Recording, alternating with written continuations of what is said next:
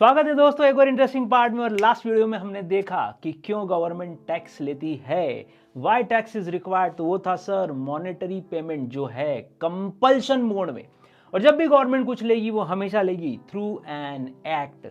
Sir tax की जरूरत क्यों है, ये हमने सेकंड पार्ट देखा था। टैक्स इसलिए कि मालिक पूरे देश का इंफ्रास्ट्रक्चर हो, कि डिफेंस हो, कि सोशल स्कीम्स हो, कुछ भी काम करना हो, पैसा पैसा तो चाहिए ना भैया। तो जब गवर्नमेंट को पैसा चाहिए तो गवर्नमेंट खुद तो कोई बिजनेस करती नहीं है, वो लेती है जनता से और वापस उसको एक्सपेंडिचर के तौर पर करती है अपने बजट से। साथ ही साथ हमने देखा दो अलग अलग तरह के टैक्सेस है हमारे पास, एक है डायरेक्ट टैक्स और एक है इनडायरेक्ट टैक्स। डायरेक्ट टैक्स जो सीधे पर्सन की पॉकेट पे हाथ डाल के गवर्नमेंट ले लेती है, और इनडायरेक्ट टैक्स में वो बिजनेसमैन को बोलती है कि भैया तू कस्टमर से रिकवर करेगा। तो इंसिडेंस और बर्डन दो अलग अलग लोगों पर है। साथ ही साथ हमने देखा डायरेक्ट टैक्स हमेशा प्रोग्रेसिव नेचर के होते हैं। प्रोग्रेसिव मतलब जिसकी जितनी ज्यादा इनकम उससे उतना ज्यादा टैक्स ले लो, लेकिन बराबरी का हिसाब कौन करता है? Indirect tax. चाहे गरीब हो कि अमीर, है ना, कोई भेदभाव नहीं, चाहे कुछ भी हो जाए, आपकी कोई भी इनकम लेवल हो, इनडायरेक्ट टैक्स हिसाब बराबर कर देता है। इसीलिए वो इन्फ्लेशनरी है, क्योंकि वो गरीबों पर भी उतनी ही मार, उतनी ही चोट करता है, लोअर इनकम ग्रुप पर भी चोट करता है। ये थे कुछ डिफरेंसेस। साथ ही साथ हमने देखा एक्ट की definition, set of rules and regulations, जो कहां पास हुए मालिक? पार्लियामेंट में। गवर्नमेंट क्या आपसे कोई भी टैक्स जबरदस्ती ले लेगी? तो नहीं नहीं नहीं। उसके लिए हमने आर्टिकल 265, ये देखिए हमने देखा था कि आर्टिकल 265 बोलता है no tax shall be levied और collected except by the authority of law. तो दोस्तों यहां तक हमारे ये 2-3 एमसीक्यूज रेडी हो गए हैं। जितना कंटेंट हमने पढ़ा, कभी भी इसमें से कुछ कंटेंट आ जाता है। क्वेश्चन आता है कि क्या हमेशा इंडिया में ये जब ब्रिटिशर्स आए उसके बाद ही इनकम टैक्स लगा? कब से लगा? इसकी थोड़ी सी हिस्ट्री क्या है? तो मालिक हिस्ट्री बड़ी इंटरेस्टिंग है।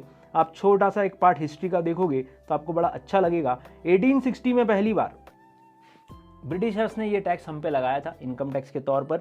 अब क्यों लगाया था साहब? 1860 ही क्यों? ऐसा क्या खास था 1860 वाले ईयर में? तो यार थोड़ा सा दिमाग पे जोर डालो और थोड़ा बैकवर्ड रिवाइंड करो। इसके आसपास एक बहुत बहुत बहुत इंपॉर्टेंट इवेंट हुआ था इंडिया की हिस्ट्री में। सोचो सोचो सोचो सोचो, याद करो, है ना। आपने वो फिल्म भी देखी हुई है, बोलो कौन सी है वो? सर कंगना रनौत वाली। कौन सी सर? खूब लड़ी मर्दानी, वो तो झांसी वाली रानी थी। 1857 का जो वॉर था उसमें उस अकेली लेडी ने इनकी 12 बजा दी थी। ब्रिटिशर्स को हेवी लॉसेस हुए थे उस 1857 के वॉर में। उसको कंपनसेट करने के लिए पहली बार 1860 में इनकम टैक्स लाया गया था भारत के ऊपर, देश के ऊपर। तो ये था तो ब्रिटिशर्स एक्ट। अब अपने को क्या लगता है यार, अपन आज की जनरेशन, अपने को लगता है अच्छा हुआ ब्रिटिशर्स आ गए, अपने पे 100 से 200 साल राज कर लिया तो अच्छा रहा, इंडिया थोड़ा डेवलप हो गया। भैया ऐसा कुछ नहीं है। अपने को लगता है जो भी इंडिया में हो वो सब ब्रिटिशर्स की देन है, सब उन्होंने ही अच्छा किया। अपने पूर्वज, अपने एंसेस्टर्स तो पगले थे बेचारे। तो मालिक आपकी जानकारी के लिए बता दूं कि टैक्सेशन सिस्टम बहुत पुराना है।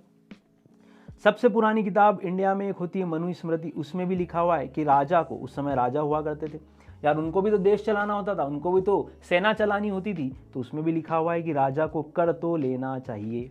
फिर उज्जैन के अगर आपने कवि का नाम सुना हो, है ना, महाकवि कालिदास, महाकवि बोलते हैं उसको, है ना। महाकवि कालिदास ने बहुत सारी किताब लिखी जो कि वर्ल्ड लेवल पे फेमस है, और जिसको कॉपी कर करके लोगों ने बहुत सारी मूवीज भी बनाई, खासकर लव स्टोरीज। आपको आश्चर्य होगा ये जानकर। अब उस कालिदास ने भी बोला था कि राजा को टैक्स लेना चाहिए। कितना? उतना ही जितना सूरज लेता है धरती से पानी और वापस छोड़ देता है। कहने का मतलब पहले पानी लो और फिर वापस जनता की भलाई के लिए छोड़ दो। तो राजा को भी इसी तरह जनता से टैक्स लेना चाहिए और फिर वापस जनता को ही कर देना चाहिए उनके बेनिफिट के लिए। तो यार कालिदास के समय, कालिदास जी के समय भी, है ना, महाकवि कालिदास जो थे उन्होंने भी ये बात बोली। फिर अपने हिस्ट्री के सबसे जबरदस्त आदमी अमित शाह को भी कभी कभी उसी नाम से बुलाया जाता है। कौन है मालिक? वो है चाणक्य। आप जानते हैं कौटिल्य जो है, Kautilya one of the greatest personalities of India in history ever, ऐसा बोलते हैं उसके लिए कि ऐसा ना आज तक हुआ है ना होगा। कृष्ण के बाद चाणक्य का ही नाम चलता है, पॉलिटिक्स में भी और इकोनॉमिक्स में भी। चाणक्य ने, आपको सभी को मालूम है, इकोनॉमिक्स लिखी थी, जो कि हम आज भी फॉलो कर रहे हैं। और हम तो ठीक हैं, बाहर की कंट्रीज भी इसकी लिखी हुई इकोनॉमिक्स के फंडे, जैसे कि फ्रांस है, इटली है, आज भी अप्लाई करती है। इन्होंने भी बोला था कि economic development with political development with social development, ये सब करना हो तो टैक्स लेना जरूरी है। तो दोस्तों ये तो इतना पुराना इतिहास है, इतना पुराना, ये कोई आज से ले रहे हैं टैक्सेशन, ऐसा नहीं है। और मल्टीपल टैक्सेशन सिस्टम चाणक्य ने बताया था कि कोई अगर अपने राज्य में आए तो एंट्री टैक्स लो। अरे बड़ा इंटरेस्टिंग है इसका इतिहास भी, क्योंकि राज्य में आए तो एंट्री टैक्स लो, कोई बाहर का व्यक्ति तो उससे एक अलग तरह का टैक्स लो, गुड्स बाहर जा रहे हो जिसको हम आजकल एक्सपोर्ट इंपोर्ट बोलते हैं, गुड्स बाहर जा रहे हो तो एक अलग तरह का टैक्स लो। जबरदस्त तरीके से इकोनॉमिक्स, हालांकि ओरिजिनल फॉर्मेट में आजकल अवेलेबल नहीं है, लेकिन फिर भी ये वो इतिहास है जिस पे हम गर्व महसूस कर सकते हैं कि ब्रिटिशर्स आए होंगे रे, कोई खास बात नहीं है भैया, हमारे वाले लोग जबरदस्त थे, हजारों साल पहले लिख चुके थे कि राजा को टैक्स तो कर तो लेना चाहिए। ये थी थोड़ी सी हिस्ट्री। इंडिया में 1860 के बाद फिर लगातार कुछ ना कुछ चेंजेस होते रहे। फाइनली 1961 में हमारा एक्ट बना इंडिया का आफ्टर इंडिपेंडेंस, फाइनल एक्ट जो बना 1961 में जाकर बना। तो इतिहास भी जबरदस्त है दोस्तों अपना, कि आज से टैक्स नहीं ले रही, हमेशा राजाओं ने अलग अलग तरीके से जनता की भलाई के लिए वापस उस टैक्स को खर्च भी करा और लिया भी सही। आप जानते थे, बोलते थे राजा का खजाना है ना, छुपा हुआ गड़ा हुआ खजाना, ऐसा आज भी हम बोलते हैं। वो खजाना क्या था सर? वो टैक्सेशन इकट्ठा किया हुआ एक जगह पर आता था और उसको ही फिर राजा यूज करता था। ये था हिस्ट्री। अब आते हैं प्रेजेंट पे मालिक। इंडियन गवर्नमेंट आज पार्लियामेंट में कोई भी लॉ पास कर सकती है। हमने देखा कि गवर्नमेंट हमसे टैक्स तो ले सकती है, लेकिन उसके लिए क्या होना जरूरी है? एक्ट होना जरूरी है। तो दोस्तों अगला क्वेश्चन आता है, अपन ने लालू प्रसाद यादव जी को जो है वो बना दिया फाइनेंस मिनिस्टर, या राबड़ी देवी जी उनकी पत्नी को फाइनेंस मिनिस्टर हो गए। अब लालू यादव टेंशन में, एक दिन राबड़ी पूछ रही क्या हुआ, काहे टेंशन में हो? लालू बोल रहे हैं यार भारत का खजाना खाली पड़ा है। राबड़ी देवी बोल रही ओह इतनी सी बात, एक नया टैक्स लगा दो। लालू यादव तो फिदा हो गए, है ना, पहले बार भी प्यार हुआ था, दूसरी बार भी प्यार ही हो गया वापस से, सेम बीवी से, वो भी खास बात। तो लालू यादव ने बोला ओके टैक्स लगा देते हैं। कौन सा? Sleeping tax. राबड़ी ने राय भी खतरनाक दी, स्लीपिंग टैक्स। तो लालू यादव बोल रहे हैं ये कैसे काम करेगा? आप ध्यान से सुनना, बहुत जबरदस्त है मालिक की। उन्होंने बोला देखो हर आदमी सोता है, छोटा से छोटा बच्चा से लेकर बड़ा से बड़ा। तुम्हारे इनकम टैक्स में तो छोटे बच्चे कमाते ही नहीं है, लेकिन सोते तो सभी लोग हैं, सो जाओ, है ना। लोरी गागा के माताएं सुनाती हैं, तो बढ़िया बोले पर आवर ले लो आप, तो 10 रुपीज ही ले लो, चलो per member per hour into number of days. Rabri Devi ने जबरदस्त आइडिया दिया, लालू को पसंद आ गया। कारण बताता हूं ना, बहुत भारी इनकम टैक्स डिपार्टमेंट रखने की जरूरत है, सिंपल सा कैलकुलेशन है। कोई चोरी करेगा, आप चोरी करने की सोच लो, तो क्या बोलोगे? देखो मैं सोया ही नहीं हूं 15 दिन से। कितने दिन नहीं सोओगे यार साल में? 3 दिन, 4 दिन, 5 दिन। और तो और पढ़ते समय तो भयंकर नींद आती है। ओहो जबरदस्त टैक्स। अब इन्होंने एक्ट बना दिया, और ये एक्ट बनाया और बहुत पैसा आने लगा गवर्नमेंट को। लालू यादव तो फिदा हो गए वापस से। वो बोल रहे हैं चलो अब स्टडी टैक्स लगाते हैं, है ना, पढ़ने पे टैक्स। क्योंकि अपने यहाँ का बच्चा प्री नर्सरी से लेके graduation, post graduation, CS MBBS जितने भी कोर्सेज करता है, सब में बोले बहुत पढ़ता है, करीब 15 साल 20 साल तो पढ़ता ही पढ़ता है अपने यहाँ का बच्चा। ये अलग बात है कि उसके बाद जॉब नहीं मिल रही लोगों को, लेकिन पढ़ता तो है। अब स्लीपिंग टैक्स के साथ स्टडी टैक्स लगा दो। अरे तो ये तो कल से खाने पे टैक्स लगा देंगे। फिर बोलेंगे पानी तो सभी पीते हैं, उस पर भी टैक्स लगा दो। ये बोलेंगे हमने एक्ट बना दिया, इसीलिए एक्ट के थ्रू तो हम कुछ भी कर सकते हैं, उसको आपको एक्सेप्ट करना पड़ेगा। क्या किया जाए सर? इनको कौन रोकेगा? इनको रोकने वाले कुछ नाम मैंने आपके सामने यहाँ लिखे हैं। सबसे पहला, या तो सुप्रीम कोर्ट रोक ले, या प्रेसिडेंट रोक ले, या प्राइम मिनिस्टर रोक ले, विपक्ष रोक ले, गवर्नर रोक ले, या आर्मी रोक ले। ला बोलो, ये तो चाहे जैसा एक्ट बनाने लग गया भाई FM अपना फाइनेंस मिनिस्टर लालू प्रसाद यादव। कभी स्लीपिंग तो कभी स्टडी। कौन रोकेगा? कौन रोकेगा? बताओ फटाफट। क्या सुप्रीम कोर्ट रोक पाएगा कि ये इस तरह का एक्ट नहीं बना सकते? ये कोई एक्ट होता है क्या? Sleeping tax act, study tax act, अरे ऐसा कोई एक्ट होता है क्या? क्या सुप्रीम कोर्ट पार्लियामेंट को रोक पाएगा इस तरह का लॉ बनाने से? सोचो सोचो सोचो भैया, दिमाग हिल जाना चाहिए पूरा। क्या लगता है मालिक? सुप्रीम कोर्ट का काम क्या है? सुप्रीम कोर्ट का काम होता है जजमेंट देना। किस बात पे सर? सुप्रीम कोर्ट का काम होता है जो एक्ट ऑलरेडी फ्रेम्ड है उनको जज करके डिसीजन देना। एक्ट बनाना या एक्ट में इंटरफेयर करना सुप्रीम कोर्ट का काम नहीं है। तो प्रेसिडेंट, सर प्रेसिडेंट तो अपने यहाँ कठपुतली होता है, पपेट। वो तो अच्छा हुआ अपने कलाम साहब आ गए तो थोड़ा सा लोग पहचानने भी लगे कि इंडिया में प्रेसिडेंट करके कोई होता भी है। प्रेसिडेंट क्या करता है सर? जो पार्लियामेंट एक्ट पास करती है ना, उस पर प्रेसिडेंट अपनी असेंट देता है, साइन करता है, बस। थोड़ा बहुत कमेंटिंग का राइट जरूर है। तो जैसा पावरफुल यूएस का प्रेसिडेंट होता है वैसा अपने यहाँ का नहीं होता है। उसके पास सिर्फ 2 इमरजेंसी पावर्स होते हैं प्रेसिडेंट के पास अपने यहाँ के। कॉन्स्टिट्यूशन में शायद आपने पढ़ा होगा, एक वॉर डिक्लेयर करने का और एक अपना राज्य में इमरजेंसी डिक्लेयर करना हो या राष्ट्रपति शासन डिक्लेयर करना हो, तो बस ये 2 ही राइट्स हैं उसके पास। प्रेसिडेंट का पास अगर पावर नहीं है तो पीएम, सर पीएम तो पार्लियामेंट का हेड होता है ना पार्टी का, जैसे बीजेपी का अभी हेड कौन है पार्लियामेंट में, सर पीएम ही तो रिप्रेजेंट कर रहा है बीजेपी को। उन्होंने ही तो पार्लियामेंट में एक्ट पास किया, तो वो अपनी ही पार्टी के विरुद्ध कैसे जाएंगे।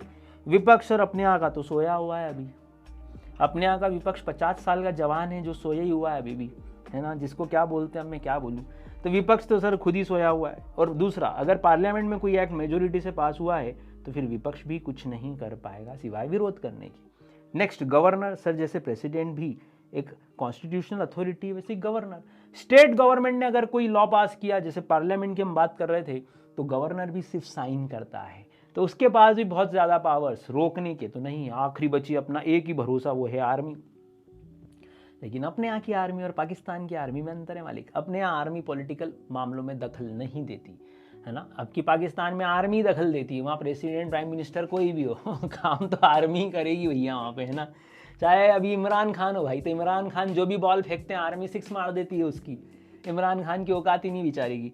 तो अपने यहाँ आर्मी गाड़ी नहीं करती पॉलिटिकल मामलों में, ये भी खास बात है। तो कौन रोकेगा सर, जनता। अब आप और मैं विरोध ही कर सकते हैं मालिक, कि विरोध कर करके एक्ट बदलवा दें, लेकिन कितनी बार ऐसा करेंगे यार, कौन रोकता है।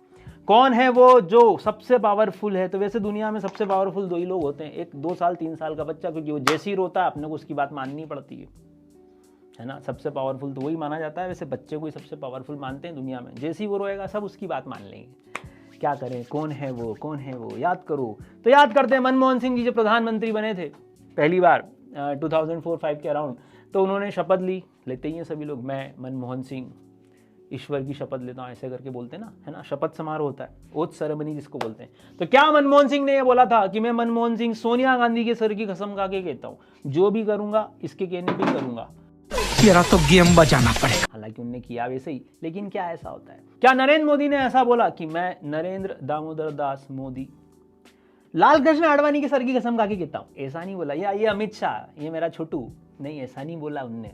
किसकी शपथ लेते हैं मालिक, याद करो। सुप्रीम पावर इंडिया में जो भी है वो सिर्फ एक ही है, ना आप ना मैं, है ना, ना मोदी जी ना अंबानी जी। सुप्रीम पावर सिर्फ एक है, वो है अपना कॉन्स्टिट्यूशन ऑफ इंडिया। तो कौन रोकेगा पार्लियामेंट में इस तरह के अड़त सलत गलत फालतू के एबले जैसे एक्ट बनाने से गवर्नमेंट को। सर वो एक ही जना रोक सकता है, वो है कॉन्स्टिट्यूशन ऑफ इंडिया। और कॉन्स्टिट्यूशन ऑफ इंडिया का आर्टिकल 246 क्लियरली इसीलिए स्टेट और सेंट्रल के पावर्स को डिवाइड करता है, ताकि सेंट्रल और स्टेट झगड़े ना। और उसी आर्टिकल 246 का एक शेड्यूल है, शेड्यूल 7, जो कि पावर्स तो डिवाइड करते ही करता है, साथ ही साथ गवर्नमेंट को बोलता है कि देखो रे, हमने तुमको जो पावर दी है ना, उसके बाहर जाके कभी भी कोई एक्ट मत बनाना। जैसे हम कंपनीज एक्ट में पढ़ते हैं कि मेमोरेंडम ऑफ एसोसिएशन होता है, उसके अंदर एक ऑब्जेक्ट क्लॉज होता है, पढ़ा है ना। ऑब्जेक्ट क्लॉज के विरुद्ध जाके अगर कंपनी कुछ भी करेगी तो वो अल्ट्रा वायर्स हो जाएगा। कॉन्स्टिट्यूशन भी यही बोलता है। हमारा सुप्रीम पावर, पहली लाइन ही जबरदस्त है यार, we the people of India, जबरदस्त लाइन है ना, हम सब इसमें आ गए। तो कॉन्स्टिट्यूशन ऑफ इंडिया का आर्टिकल 246 पावर को अलग अलग सेंट्रल और स्टेट में डिवाइड करता है। साथ ही साथ शेड्यूल 7 दिया हुआ है जो बताता है कि एक सेंट्रल गवर्नमेंट या स्टेट गवर्नमेंट का कौन सा पावर है, वो कौन सा एक्ट डिजाइन कर सकते हैं। तो कॉन्स्टिट्यूशन रोक सकता है गवर्नमेंट को, अगर पावर ही नहीं है तो। सर कॉन्स्टिट्यूशन में अगर पावर नहीं है दोस्तों, तो फिर वो एक्ट नहीं बना सकते। तो मालिक जीएसटी लेके आई गवर्नमेंट, तो क्या घर से उठा के ले आई? नहीं नहीं सर, कॉन्स्टिट्यूशन में लिखा होगा तब जाके गवर्नमेंट ने जीएसटी लॉ इंप्लीमेंट किया। तो अपना बाहुबली कौन, अपना शक्तिमान कौन? Sir constitution of India.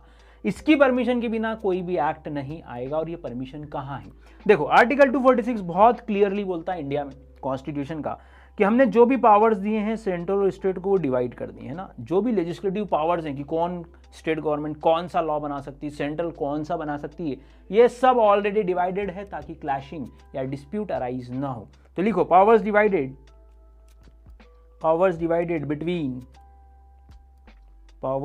Between central government and state government. Powers divided between central government and state government, article 246 ने क्लियर कट डिवीजन कर रखा है। शेड्यूल 7 में हमको कॉन्स्टिट्यूशन में मिल जाते हैं हमारा मेन कंटेंट की कैसे पावर्स डिवाइड हुए। देखो भैया शेड्यूल 7 3 अलग अलग पार्ट में डिवाइड है, लिस्ट 1, लिस्ट 2 एंड लिस्ट 3। बोलो भैया लिस्ट 1 के आगे क्या लिखा है? सर ये लिखा यूनियन लिस्ट। 3 अलग अलग लिस्ट शेड्यूल 1 3 अलग अलग हिस्सों में डिवाइड किया गया। लिस्ट 1 के आगे लिखा है यूनियन लिस्ट। इसका मतलब सर ये पावर किसके होंगे? सोचो सोचो सोचो सोचो सर, यूनियन लिस्ट लिखा है, इसका मतलब ये पावर होंगे सर सेंट्रल गवर्नमेंट के। ओके, लिस्ट 2 के आगे लिखा है स्टेट लिस्ट। तो इसमें आने वाले ये जो भी पावर्स आएंगे इसको यूज कौन करेगा, कहां पर, कौन सी गवर्नमेंट यूज कर पाएगी? सर स्टेट लेजिस्लेचर में सर लिस्ट 2 का यूज होगा, और यहां सारे पावर जो मिले वो किसको मिले मालिक? स्टेट गवर्नमेंट्स को। लिस्ट 3 कॉन्करेंट लिस्ट, समझते हैं इसको, पहले लिस्ट 1 और 2 खत्म करते हैं। शेड्यूल 7 ने क्लियर कट पावर दिया कि सेंट्रल गवर्नमेंट इन एंट्रीज से अपने अपने एक्ट को लगा सकती है। जैसे लिस्ट 1 शुरू होगी एंट्री नंबर 1 से, यहां भी एंट्री नंबर 1 से ही शुरू हुआ होगा, है ना, 1 2 3 4 करके, है ना। ऐसा तो नहीं है कि मेरा लक्की नंबर 7 तो बोले 7 17 27 करके पावर्स देंगे। तो एंट्री नंबर 1 होगा, 2 होगा, 3 होगा, क्या लिखा होगा सर इसके सामने? एंट्री नंबर 1 के सामने लिखा होगा कोई स्पेसिफिक पावर, कोई स्पेसिफिक पावर। तो गवर्नमेंट को अगर वो पावर यूज करना है तो वो एंट्री नंबर 1 प्रेस करेगी और पावर गवर्नमेंट के पास आ जाएगा। जैसे कि इनकम टैक्स लगाया गया इंडिया में, तो क्या इसका कोई पावर है, इसका कोई एक्ट है? तो चलो उल्टा चलते हैं सर। इनकम टैक्स लगाने के लिए पहले बनाया गया इनकम टैक्स एक्ट 1961। एक्ट बनाने का पावर सेंट्रल गवर्नमेंट के पास कहां से आया होगा सर? शेड्यूल 7 लिस्ट 1 से ही आना चाहिए। और यूनियन लिस्ट का है, आप जानते हैं इनकम टैक्स पूरे भारत पे लगता है। सेंट्रल एक्ट की स्टेट एक्ट? सर ये सेंट्रल एक्ट है। अगर सेंट्रल एक्ट है तो इसका कौन सी लिस्ट में नाम लिखा होगा सर? लिस्ट नंबर 1 में नाम लिखा होगा। तो देखो एंट्री नंबर 82 सेंट्रल गवर्नमेंट को पावर देती है कि टैक्सेस लगा देना मालिक, किस पे? इनकम पे, other than agriculture income. Agriculture income को छोड़ दो। तो एंट्री नंबर 82 ने पावर दिया कि हाँ जनता से इनकम टैक्स लिया जा सकता है, और इसीलिए आपसे और मेरे से इनकम टैक्स लिया जाता है। एंट्री नंबर 83 पे जरा ध्यान से देखना और बताना तो कौन से तरह का टैक्स लेने का पावर दिया? फटाफट से बोलो। कस्टम ड्यूटी सर किस पे लगती है? ये लगती है इंपोर्ट और एक्सपोर्ट पे। सेंट्रल एक्ट है। गवर्नमेंट अगर कस्टम ड्यूटी ले रही है तो कोई भी ऑब्जेक्शन रेज कर देता। कहां से भैया, कौन से पावर से? गवर्नमेंट बोल रही है शेड्यूल 7 लिस्ट 1 एंट्री नंबर 83 ने हमको पावर दिया, तो उन्होंने बनाया कस्टम एक्ट। इसी तरह एंट्री नंबर 84 से उनको पावर था एक्साइज ड्यूटी लगाने का ऑन मैन्युफैक्चरिंग ऑफ गुड्स। तो भैया ये बात आपको समझ में आ गई होगी कि किस तरह से गवर्नमेंट को पावर मिले हैं, और वो पावर कॉन्स्टिट्यूशन ने दिए हैं, और जो पावर दिए हैं उनके अगेंस्ट जाके वो काम नहीं करेंगे। ऐसे करते करते 84 से हम आ जाएंगे फाइनली 96, और आखिरी एंट्री है 97। 96 तक, 1 से लेके 96 तक जो भी पावर्स हैं वो सब स्पेसिफिक है मालिक, ध्यान रखिएगा स्पेसिफिक। 97 के आगे लिखा है रेसिडुअल एंट्री, ये भी कभी कभी एमसीक्यू में आ जाता है, ध्यान रखिएगा रेसिडुअल एंट्री। तो 1 से 96 तक सेंट्रल गवर्नमेंट को स्पेसिफिक पावर दिए गए कि तुम इन पावर्स का यूज करके अलग अलग एक्ट फ्रेम कर सकते हो। मैंने जो नाम लिखे वो टैक्सेशन लॉस के लिखे। इसी तरह स्टेट लिस्ट पे आओ मालिक। एंट्री नंबर 1 से शुरू हुआ और हमारा मेन एंट्री आ गया एंट्री नंबर 51।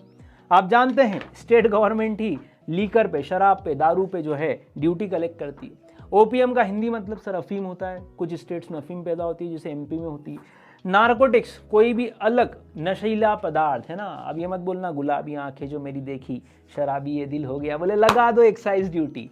ऐसा नहीं होगा मालिक, है ना। एक्साइज ड्यूटी ऑन लीकर्स अगर स्टेट गवर्नमेंट लगा रही है तो मैं ऑब्जेक्ट कर सकता हूँ, किस एक्ट में लगा रहे हो आप। शराब महंगी हो जाती है ड्यूटी लगते से, वो बोलेंगे सर हमारे पास पावर है शेड्यूल 7 लिस्ट 2 जो कि स्टेट लिस्ट है, उसकी एंट्री नंबर 51 से। ऐसे ही पहले वैट चलता था, वाट नहीं वेट, है ना, VAT वेट। वेट जो चलता था वो लगता था इंट्रा स्टेट सेल पे। स्टेट के अंदर अंदर अगर आप गुड्स बेचोगे तो लगता था वैट, वैल्यू एडेड टैक्स, उसका पावर था एंट्री नंबर 54 से।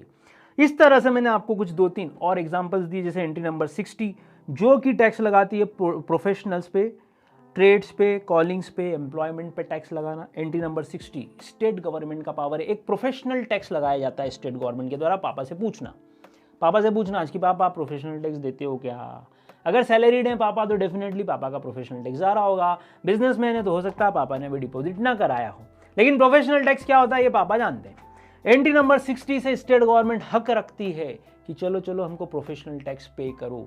ये सारे पावर्स चूंकि शेड्यूल 7 में हैं तो स्टेट गवर्नमेंट इन्फोर्स कर सकती, वरना हम ऑब्जेक्ट कर सकते थे। इसी तरह तीसरी लिस्ट है कॉन्करेंट लिस्ट, जिसमें सेंट्रल को भी पावर है और स्टेट को भी। सर ऐसा कैसे?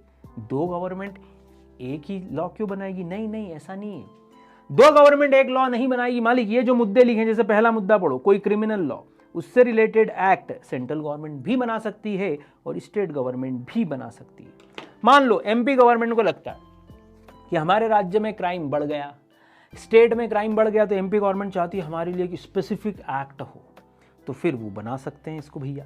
एजुकेशन से रिलेटेड सेंट्रल का जो एक्ट है वो तो है ही, स्टेट गवर्नमेंट भी एजुकेशन से रिलेटेड अपने एक्ट फ्रेम कर सकती है। तो ये होता है कॉन्करेंट लिस्ट में। मैंने कुछ एग्जांपल्स दिए आपको। Economic and social planning, economic and social planning भी उसी का एक पार्ट है कि एंट्री नंबर 20 पावर देती है कि इस तरह का आप एक बना दो।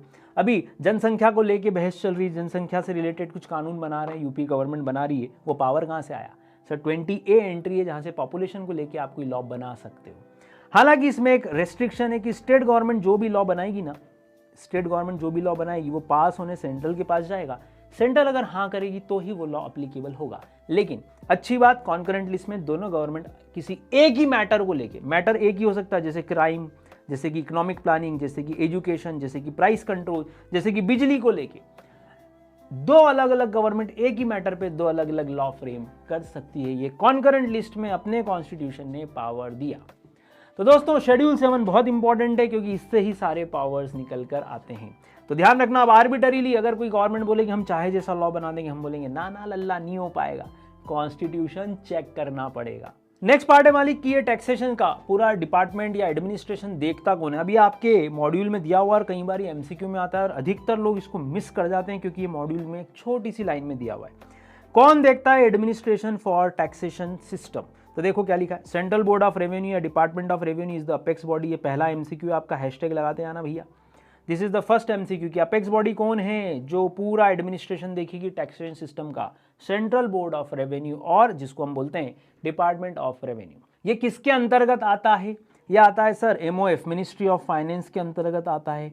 मिनिस्ट्री ऑफ फाइनेंस में आता है सेंट्रल बोर्ड ऑफ रेवेन्यू, और सेंट्रल बोर्ड ऑफ रेवेन्यू को फिर दो हिस्सों में डिवाइड किया गया 1 जनवरी 1964 में।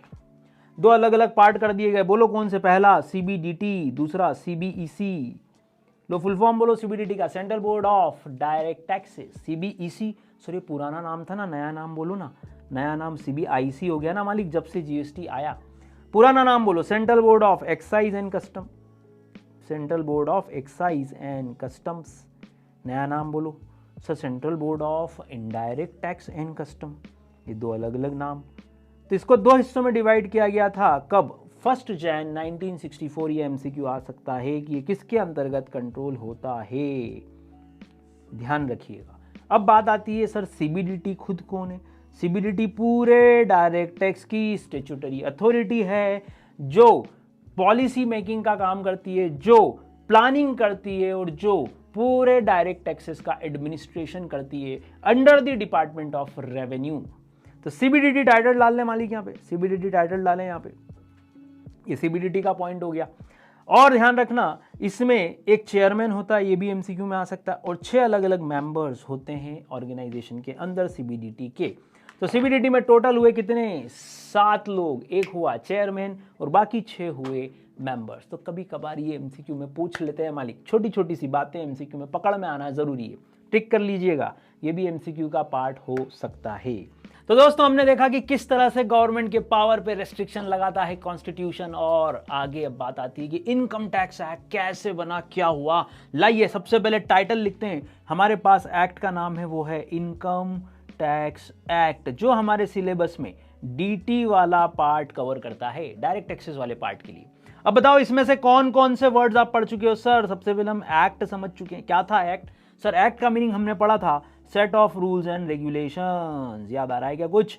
Set of rules and regulations जो किसी पर्टिकुलर मैटर के लिए बनाए जाते हैं। फिर सर हमने यहां पर टैक्स वर्ड भी पढ़ लिया। ओहो हो, बोलो कैसा था सर टैक्स? टैक्स में हमने पढ़ा था कंपलसरी पेमेंट होना चाहिए मालिक। ऑप्शन तो कुछ है ही नहीं, कंपलसरी पेमेंट था, कंपलसरी पेमेंट, और वो भी कैसा? Of money. कंपलसरी पेमेंट किस सेंस में था मालिक? कंपलसरी पेमेंट था ऑफ मनी। ये भी पढ़ लिया। अब बचा सर ये तीसरी बात की एक तो 1961 लिखा हुआ है और एक पहली बात कि सर ये इनकम का मतलब क्या है। क्यों? क्योंकि इनकम में जो चीज आएगी उसी पे इनकम टैक्स लगाया जाएगा।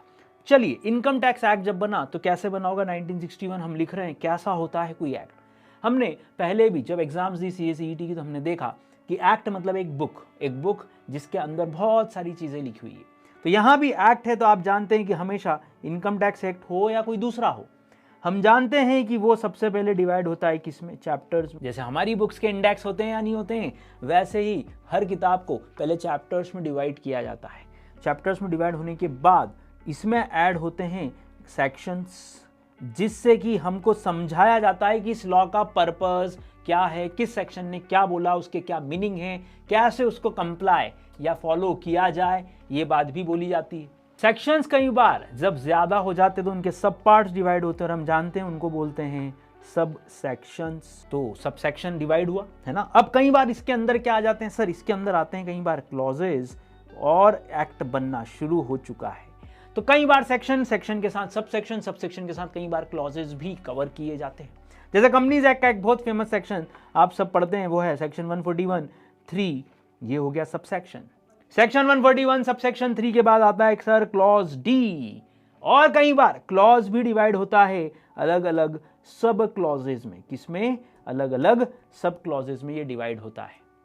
तो ओवरऑल चैप्टर्स में कितने हिस्से हो गए सर? एक सेक्शन हो गया, सेक्शन में कई बार सब पार्ट्स होंगे तो हम सब सेक्शन बोलेंगे। सब सेक्शन में अगर कुछ और नया ऐड हुआ तो हम क्लॉजेस बोलेंगे, तो क्लॉजेस के भी अगर पार्ट्स हुए तो हम बोलेंगे ये सब क्लॉजेस है। अब बात आती है सर, ये 1961 लिखा है और सेक्शंस लिखते हैं तो होता क्या? देखो, कोई भी बुक हो, कोई भी एक्ट हो, कोई भी चैप्टर हो, सबसे पहले शुरुआत किससे होगी? शुरुआत होगी हमेशा सेक्शन नंबर 1 से।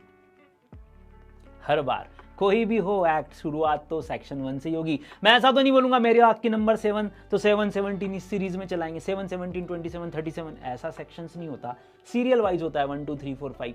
तो सेक्शन 1 हमेशा 3 बातों को आपको बताता है। बोलो क्या क्या? देखो, सेक्शन 1 हमेशा आपको 3 बातें बताएगा और हर एक्ट सेक्शन 1 से ही शुरू होगा। सबसे पहला उसमें आएगा टाइटल, फिर आएगा उसमें कमेंसमेंट कब से हुआ, और फिर आएगी उसकी एप्लीकेबिलिटी। तो मालिक, ये 3 बातें हम देखते हैं। सबसे पहला टाइटल बोलो सर, अभी तो हमने पढ़ा, कौन सा था वो? इनकम टैक्स एक्ट 1961 का। कमेंसमेंट सर कब से हुआ ये? बोलो क्या लग रहा है? कमेंसमेंट शुरू सर, एक्ट तो 1961 का था, एक्ट 1961 का था, लेकिन शुरुआत हुई 1/4/1962 से। ध्यान रखना, ये एक MCQ हो गया आपका, ध्यान रखिएगा, ये एक MCQ है कि एक्ट है 1961 का, लेकिन कमेंसमेंट हुआ था इसका 1/4, एप्लीकेबिलिटी हुई थी 1/4/1962 से। अब ये कहां तक अप्लीकेबल है सर? इंडिया का एक्ट है तो क्या हम यूएस पे लगाएंगे? मैं लिख रहा हूं income tax act is applicable to whole of US.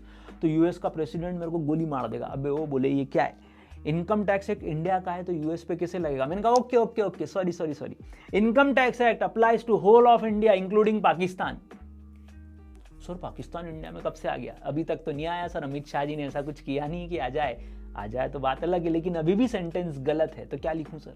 Income tax act applicable है कहां पर? To whole of India excluding, अगर कुछ करना ही हो बाहर तो इंडिया की कोई जगह बाहर कर सकते हैं, हाल फिलहाल कुछ भी बाहर नहीं है, तो क्या लिखेंगे? Income tax is applicable to whole of India, to whole of India. अब ये इंडिया क्या है? ये इंडिया की डेफिनेशन उन्होंने समझाई है सेक्शन 225A में। कई बार ये MCQ में आता है कि बताओ इंडिया का सेक्शन कौन सा है डेफिनेशन का।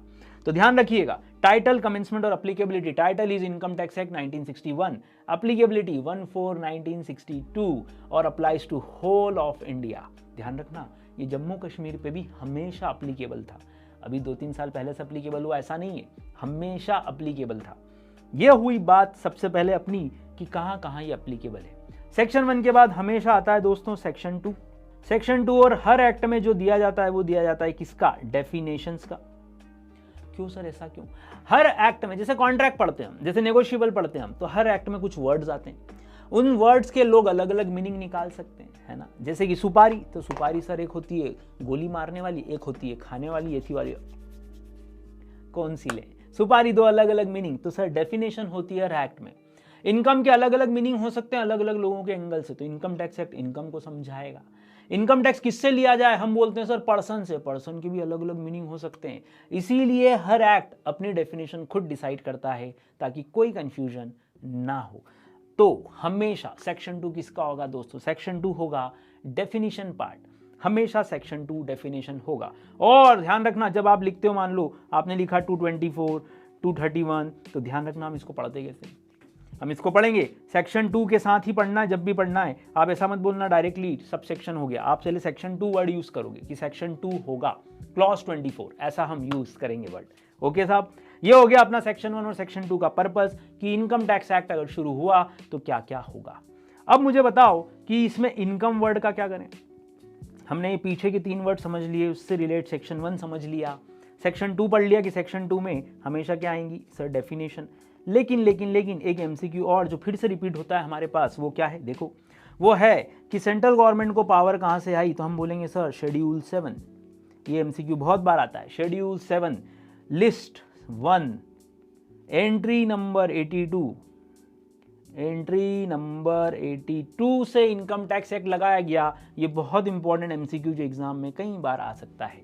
और सर ये एक सेंट्रल एक्ट है, ये एक स्टेट एक्ट नहीं है। सर ये तो हम समझ गए थे, कैसे सर, जैसे ही बोला होल ऑफ इंडिया हम समझ गए थे कि ये एक सेंट्रल एक्ट है, ये किसी स्टेट का एक्ट नहीं है। तो ये 2 चीजें और आपको याद रखनी है मालिक, हैशटैग लगा लें, एमसीक्यू पर्पस के लिए आ सकता है। तो शेड्यूल 7 लिस्ट 1 एंट्री नंबर 82 से सेंट्रल गवर्नमेंट को पावर है कि वो इनकम टैक्स एक्ट पूरे भारत पर लगाए, ये एक सेंट्रल एक्ट है।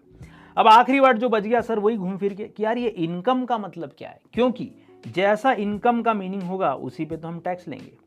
तो इनकम की डेफिनेशन चाहिए सर, इनकम के हजारों तरीके, लाखों तरीके, किसको इनकम मानूं। एक भिखारी भीख मांगता है, वो तो बोलता है मैंने कमाया शाम को बोलता है मैंने कमाया और इसी से दारू पीऊंगा।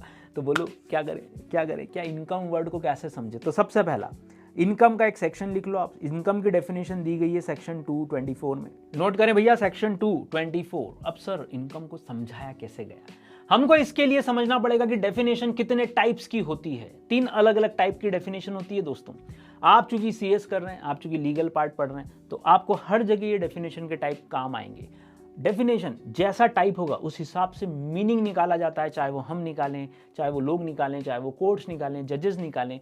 तो इनकम के डेफिनेशन से पहले, इनकम के पहले हम ये समझ लें कि डेफिनेशन के टाइप्स कितने होते हैं, तो फिर समझ पड़ेगा कि इनकम की डेफिनेशन कैसी होनी चाहिए। लाइए मालिक, 3 अलग अलग टाइप के हमारे पास डेफिनेशन है। सबसे पहला लिखें, पहला पार्ट लिखें एग्जॉस्टिव डेफिनेशन, फील करें इसको, एग्जॉस्टिव डेफिनेशन। सेकंड टाइप लिखें इंक्लूसिव डेफिनेशन, और थर्ड टाइप लिखें exhaustive and inclusive, exhaustive and inclusive definition. ये समझने से क्या फायदा होगा सर, जब आप डेफिनेशन का टाइप समझ लोगे तो आपको बहुत इजीली लॉ इंटरप्रेट करने में आएगा। आप बहुत आसानी से समझ पाओगे कि इस डेफिनेशन का क्या क्या मीनिंग है जो इस एक्ट में निकाला गया है। तो डेफिनेशन के टाइप्स बहुत इंपॉर्टेंट हो जाते हैं यहाँ के।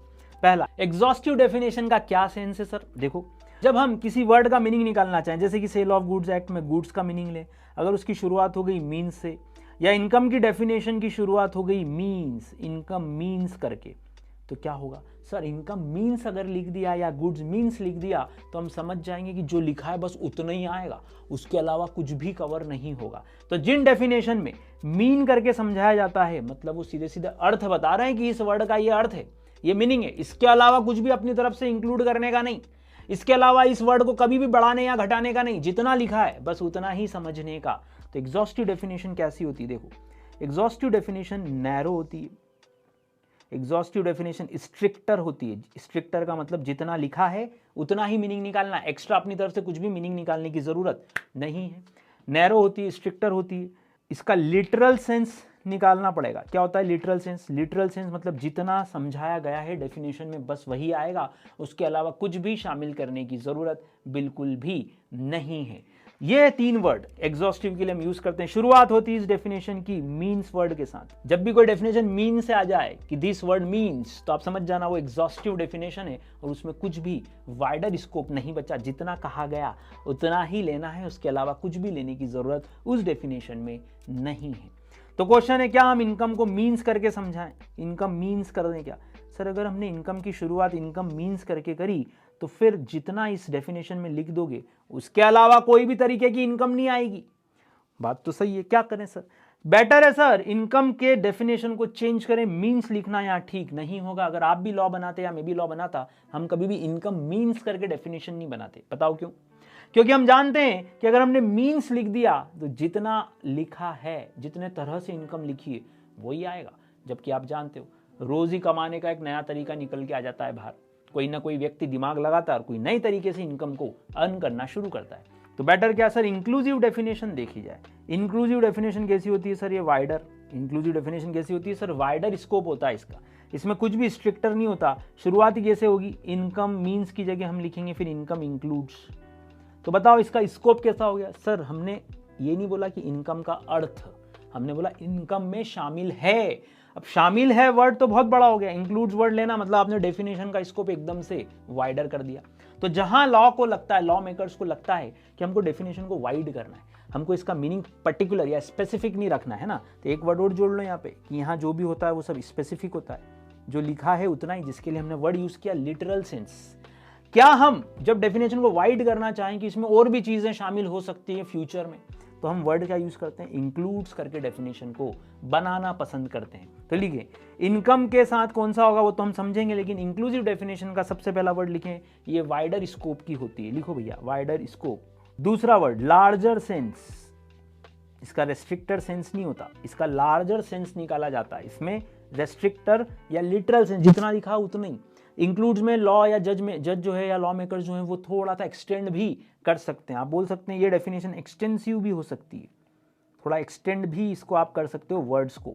तो हिंदी वर्ड शामिल है, एग्जॉस्टिव का हिंदी वर्ड मीनिंग अर्थ, तो दो अलग अलग वर्ड हो गए। यहाँ पे हम लिखते हैं इसका अर्थ है और यहाँ लिखते हैं इसमें शामिल है। तो लॉ में ये दोनों वर्ड बहुत इंपॉर्टेंट है। कई बार लॉ मेकर्स को लगता है यार दोनों का कॉम्बो पैक चाहिए अपने को, तो शुरुआत होगी किससे, बोलो मीन से, और उसका वाइडर स्कोप करना हो तो एंड करके क्या लिख दिया जाएगा, एंड इंक्लूड्स, ताकि वो डेफिनेशन वाइडर हो जाए। ऐसा डेफिनेशन आपने सेल ऑफ गुड्स एक्ट में गुड्स का पढ़ा है, goods means every kind of immovable property and includes, याद आ रहा है कुछ, and include shares and stock, है ना, वहां दोनों थी, एग्जॉस्टिव भी और इंक्लूसिव भी, दोनों पार्ट वहां पर शामिल किए गए थे। तो आपको एज अ लॉ मेकर सोचना है कि, या आपको और मेरे को एज अ प्रोफेशनल सोचना है कि किस डेफिनेशन को कैसा समझा जाए। अब मुझे बताओ क्या इन तीनों ही डेफिनेशन में कॉमन पार्ट हो सकता है कि हम इसमें कुछ भी चीज एक्सक्लूड कर सकते हैं? तो उस डेफिनेशन में चाहे वो एग्जॉस्टिव हो, चाहे वो इंक्लूसिव हो, चाहे वो एग्जॉस्टिव और इंक्लूसिव हो, आप हमेशा किसी चीज को बाहर तो कर ही सकते हो। तो कैसा आएगा, डेफिनेशन के बाद में आता है एंड एक्सक्लूड्स, है ना, या इट एक्सक्लूड्स या अदर देन, तो हम समझ जाते हैं कि गुड्स की डेफिनेशन में ये चीजें बाहर हैं। अब मुझे बताओ कि इस तरह की डेफिनेशन आपने पढ़ ली, आपको क्या लगता है इनकम की डेफिनेशन कैसी बनानी चाहिए लॉ मेकर्स को? इनकम मीन्स सर रिस्क है बहुत, इनकम मीन्स करके अगर डेफिनेशन बनाई तो बहुत रिस्क है, फिर जो लिखा है बस वही आएगा, उसके अलावा कोई भी नए तरीके से कोई इनकम कमाएगा या नया पैसा अर्न करेगा शामिल नहीं होगा। बेटर क्या है सर, इनकम की डेफिनेशन कैसी बनाई जाए, इंक्लूसिव बनाई जाए कि मीनिंग वाली एग्जॉस्टिव बनाई जाए? सर इंक्लूड्स कर दो तो इसको वाइडर हो जाएगा, आप पॉइंट हर साल बढ़ा सकते हो इसमें, आपको जब भी कोई तरीका नया लगे आप अगले साल बजट में फिर चेंज कर दो।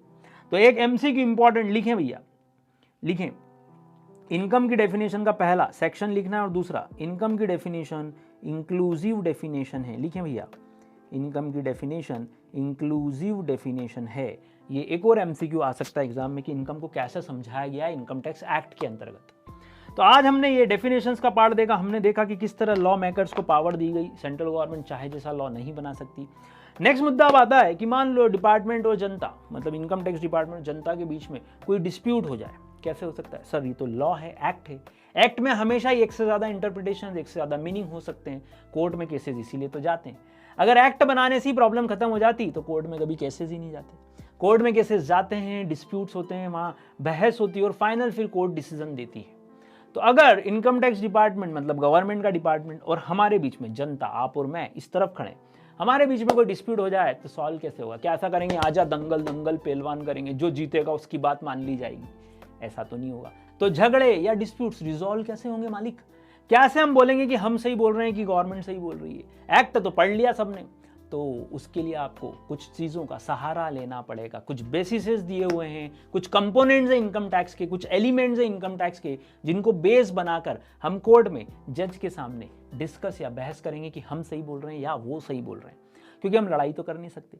तो नेक्स्ट वीडियो में इंतजार कीजिएगा कि कैसे और किन बेसिसेस पे हम गवर्नमेंट से झगड़ा करते हैं, गवर्नमेंट से डिस्प्यूट रिजॉल्व करने की कोशिश करते हैं। गवर्नमेंट अगर हम पे आरोप लगाए कि तुमने चोरी की, तो हम कैसे प्रूव करेंगे कि हमने कोई इवेशन, कोई चोरी नहीं की। नेक्स्ट वीडियो में मुलाकात होगी। अपना ध्यान रखिएगा। 3 टाइप्स की डेफिनेशन के साथ आज ये वीडियो एंड हो रहा है और इनकम की डेफिनेशन इंक्लूसिव मानी जाती है। मिलते हैं नेक्स्ट वीडियो में। ध्यान रखिएगा अपना। राधे राधे।